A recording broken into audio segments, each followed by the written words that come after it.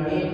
نويت التعلم والتعليم والإفادة والاستفادة والنفع والانتفاع والتذكر والتذكير والحث على التمسك بكتاب الله وسنة رسول الله والدعاء إلى الهدى والدلالة على الخير ابتغاء مرضات الله ورضوانه وقربه وثوابه.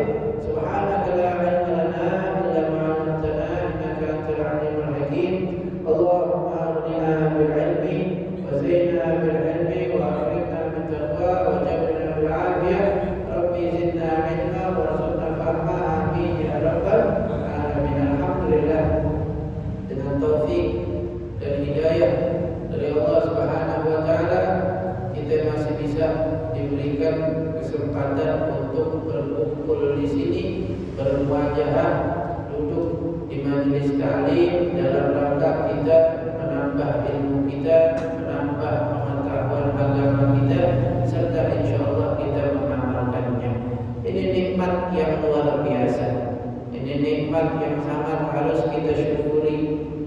Sungguh beruntung dan bersyukur patutnya bagi orang yang masih digerakkan untuk mengaji, ya, duduk di majelis ilmu. Nggak semua orang bisa.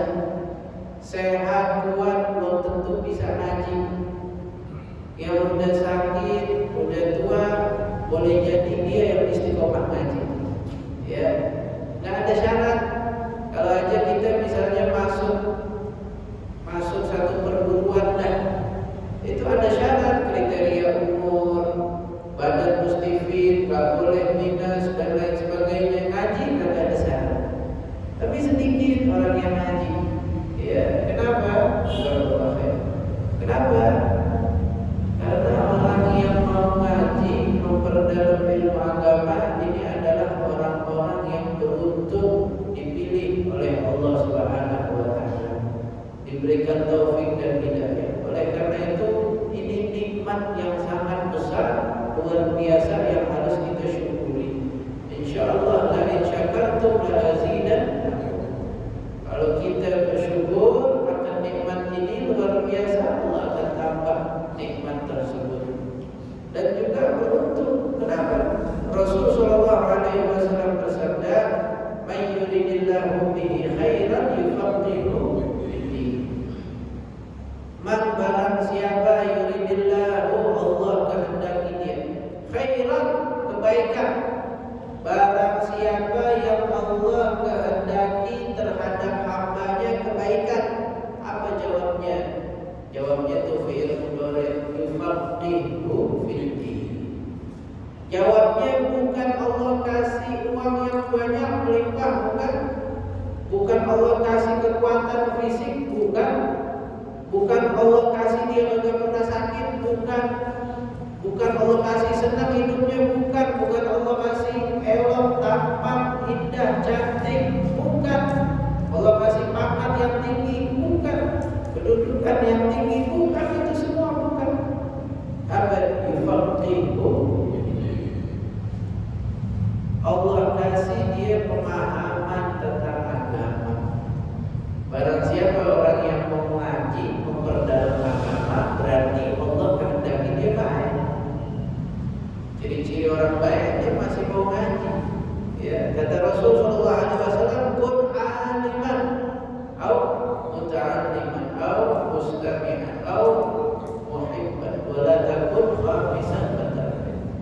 Kata Nabi sallallahu alaihi wasallam, jadilah kau orang alim yang paham ilmu agama, yang ngerti sah dan tidak sah, yang hafal, ya, yang paham ayat Quran dan hadis, yang paham, yang ngerti, yang hafal. Nggak bisa jadi orang alim, muta'allim.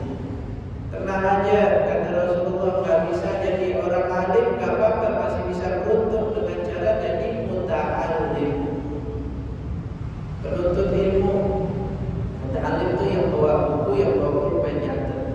Ya, itu namanya muta'allim. Derajat setelah alim, muta'allim. Ya, anak-anak santri itu belajar menuntut ilmu, malamnya dia apa, paginya ya fokus untuk ilmu.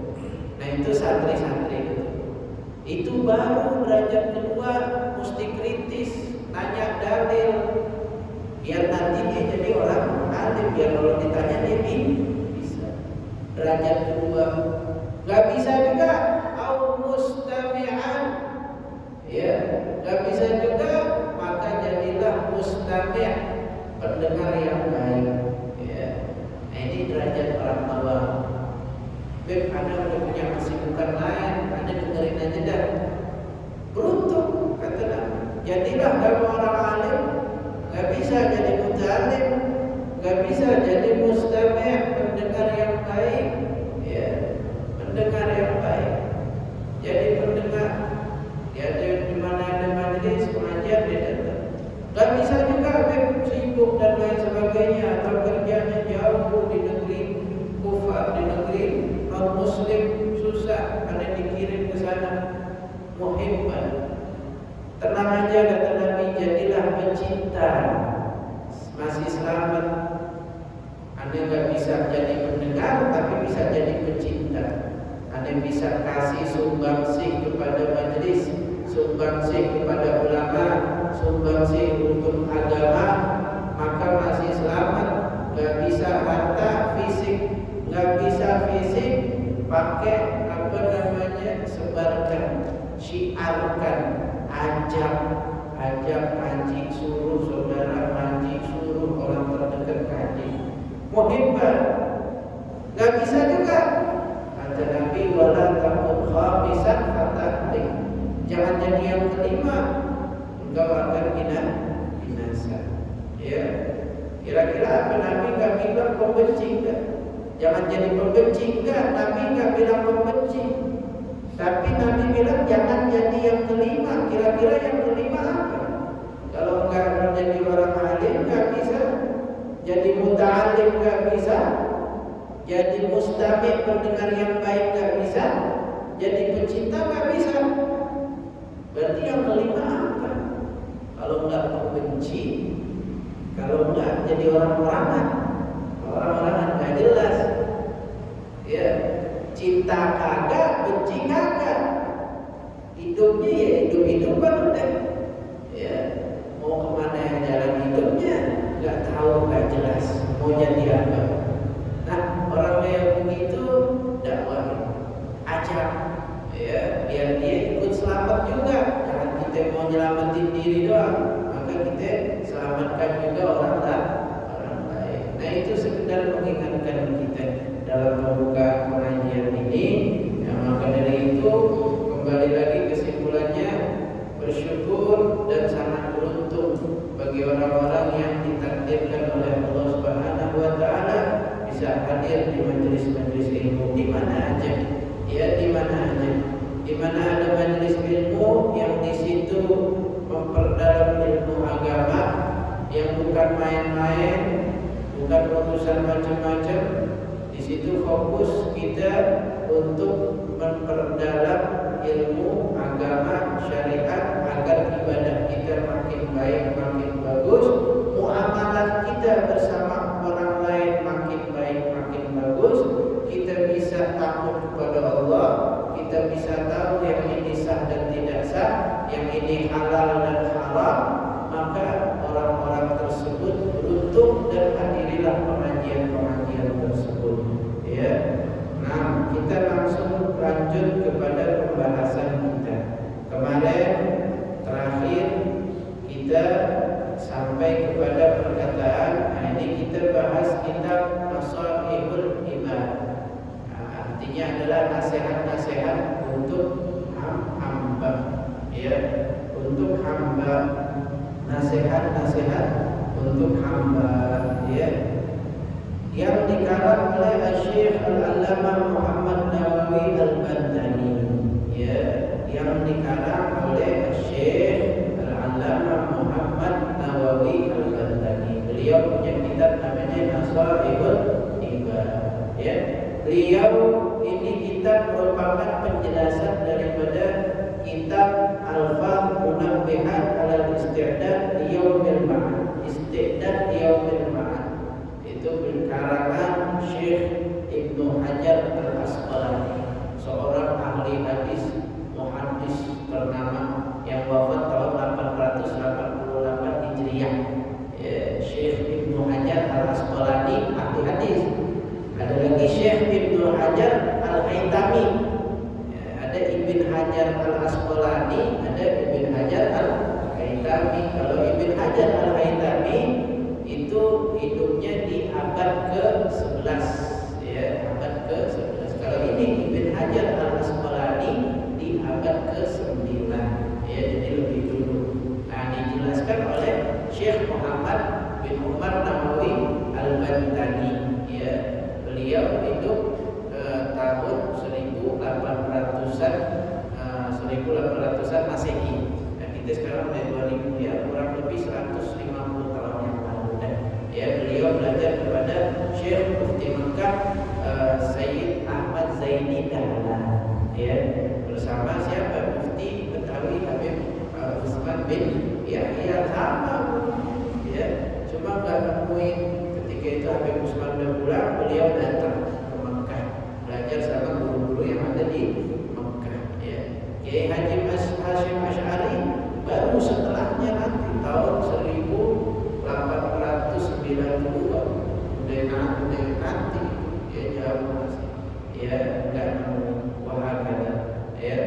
Nah, ini sampai kemarin kepada perkataan inna syahwata tasirul muluk abidan, ya. Ulama berkata bahwasanya syahwat itu menjadikan orang-orang yang dia punya mental raja menjadi orang-orang mempunyai mental hamba, ya. Syahwat bisa menjadikan raja menjadi budak hamba gara-gara syahwat, ya. Kemarin udah kita jelas tuh, udah kita jelasin tuh. Karena sesungguhnya orang yang cinta terhadap sesuatu, dia akan menghambakan diri kepada sesuatu tersebut, ya. Kita kalau kepengen mengejar sesuatu itu pasti gleso-gleso kalau kata bahasa Betawi, ya. Maksudnya apa? Kita rela menjadi budak demi sesuatu tersebut. Apalagi kalau kita ikutin syahwat, apa yang disuruh mau, ya. Syahwat, ada syahwat badiniyah, ya. Hilang akalnya kalau ikutin syahwat, ya. Wasabru yasidul abdu mulukan, dan kesabaran itu bisa menjadikan seorang hamba sahaya menjadi raja. Kebalikan, ya, bisa menjaga syahwat, sabar, bisa membalikan keadaan. Ala tara, kata ulama, coba lihat kisahnya Nabi Yusuf sama Zulaikha. Nabi Yusuf ketika itu posisinya adalah budak hamba sahaya yang dibeli. Zulaikha nyonyanya, ya. Tapi Nabi Yusuf disegani, Zulaikha diremehkan. Kenapa? Zulaikha ketika itu mengejar-ngejar Nabi Yusuf, dan Nabi Yusuf bisa sabar menahan syahwatnya. Akhirnya menjadi amin, menjadi istilahnya menteri keuangan di negeri Mesir. Itu singkat cerita yang sudah kita jelaskan di pelajaran yang telah lalu, ya. Intinya kalau kita bisa menjaga syahwat kita, maka kita akan menang. Tapi kalau kita mengikuti syahwat kita, maka mau posisi bagaimana bakal menjadi hamba sahaya. Mohon maaf bahasa kasarnya bakal jadi anjing, ya, bahasa kasarnya. Karena mengikuti hawa nafsu. Apa aja diijabat, ya. Saking itu orang ikutin hawa nafsu, hilang akalnya, ya. Gara-gara sedikit. Ini kan yang sekarang kan gara-gara sedikit. Alhamdulillah, lagi ya kita lihat misalnya ada seseorang perempuan yang rela kehormatannya hilang, yang rela dia dipertontonkan, ya, tubuhnya dan lain sebagainya. Apa yang dia kejar itu? Disuruh mau. Kenapa? Karena namanya kan budak, itu bahasa-bahasa. Disuruh joget, disuruh maaf, buka busananya mau. Kenapa? Ada yang dia pengen tuh. Kalau nggak kaleng, nggak jauh-jauh dari kaleng. Alphard kaleng.